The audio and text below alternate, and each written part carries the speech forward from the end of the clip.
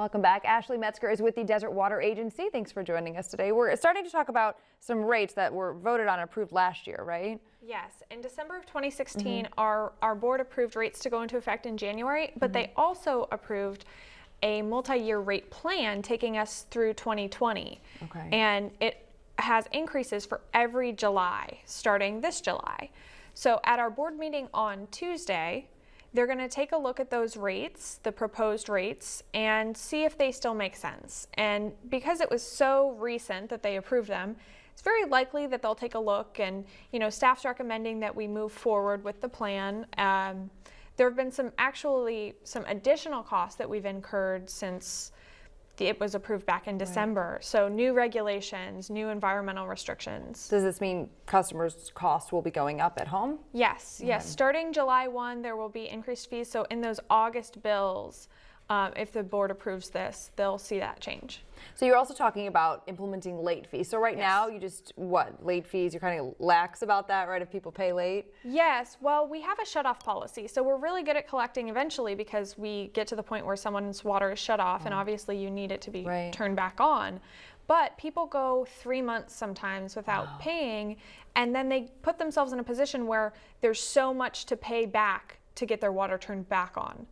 So it's a big burden for them at that point, and it's also a lot of time and resources that the agency has to devote to those collections.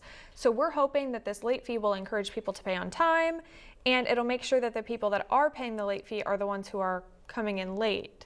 What is that workload for you? Just a lot of calls, right? DWA calls, going to the property and putting a tag on the property so they know that they would be shut off, mailing out notices.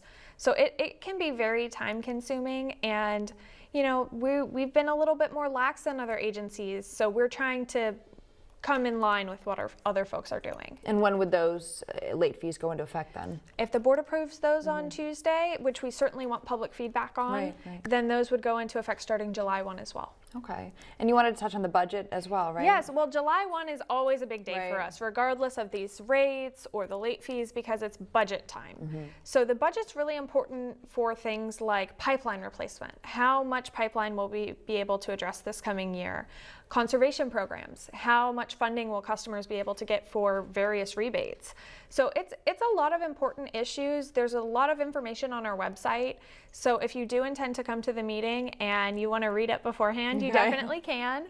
And that's what the board is there for. They're community members. They're representing the rest of the public. So come down and tell them what you think, whether it be at the meeting or shooting them an email. They can come to the meeting. It's 8 a.m. on Tuesday at our office, which is right at Dinah Shore and Gene Autry in Palm Springs, or certainly reach out to us via email. All right, DWA.org for more information. Ashley, thanks for the update.